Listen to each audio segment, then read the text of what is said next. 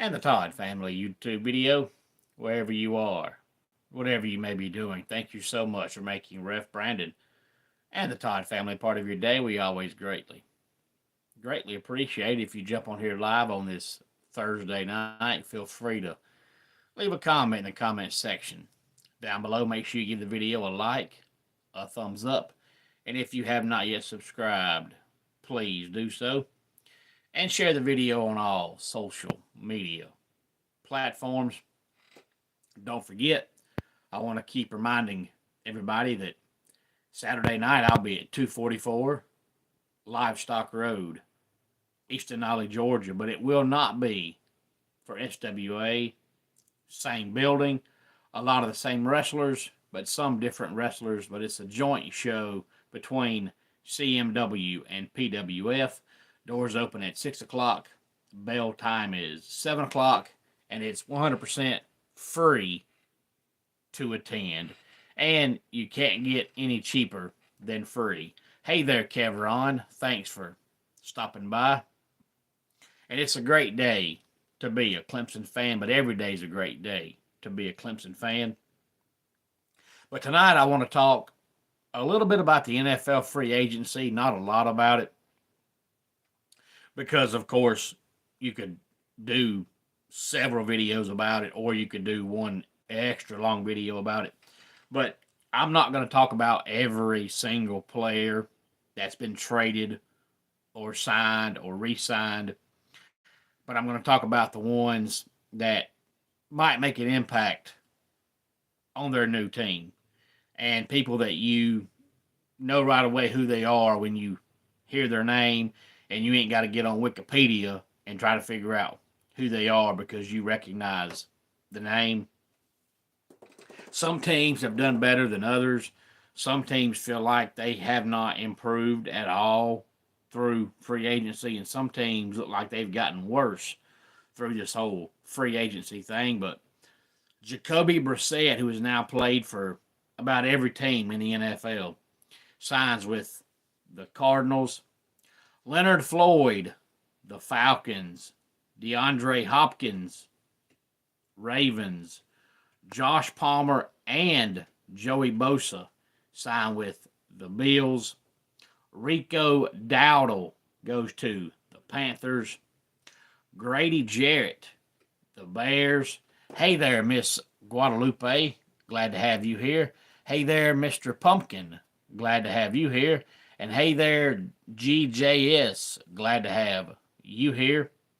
Kenny Pickett in a trade goes to the Browns. And GJS, I'm glad you mentioned the Steelers, because me and a co-worker were talking about them, I believe yesterday, and I was telling him, because he's a big, huge Giants fan, and he was talking about how bad the Giants are, and I was telling him that the Steelers really haven't, in my personal opinion, look like they've improved any whatsoever through the whole free agency market so far. And I said the Steelers are kind of stuck in purgatory because for whatever reason they have decided as long as Mike Tomlin goes 9-8 every year, he'll be their coach as long as he wants to be. And I'm not a Mike Tomlin fan at all. But the Steelers have gotten to the point to where they're good enough to where they're never going to have a high enough draft pick to make any kind of good progress in the draft, because by the time they pick, all the game-changing players are gone. So they're too good to get a really good game changer in the NFL draft, but they're not good enough to really threaten anybody come playoff time. So right now they're good enough to pretty much every year either barely miss the playoffs or barely get in and get beat first round. And that's where they've been now for about a decade. Hey there, Aaron. Glad to have you here. Guadalupe and Mr. Pumpkin and GJS, hopefully y'all have subscribed. If not, please do so.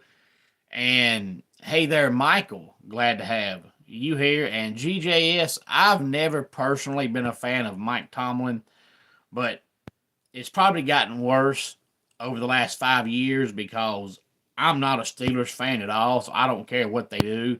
So it's an outsider's opinion. So maybe I'm right, maybe I'm wrong, but it just seems like that Mike Tomlin's figured out that since he's never had a losing record, that as long as he gets to 9 wins, he's fine. So it seems like he comes out of the gate and coaches his tail off. And as soon as the Steelers get to about 8 or 9 wins, he just kind of like, well, I know I'm good now, and just doesn't try to improve at all. Hey there, Georgie. Glad to have you here. Evan Ingram signs with the Broncos. Christian Kirk and CJ GJ, who of course is CJ Gardner Johnson, and Braxton Berrios go to the Texans.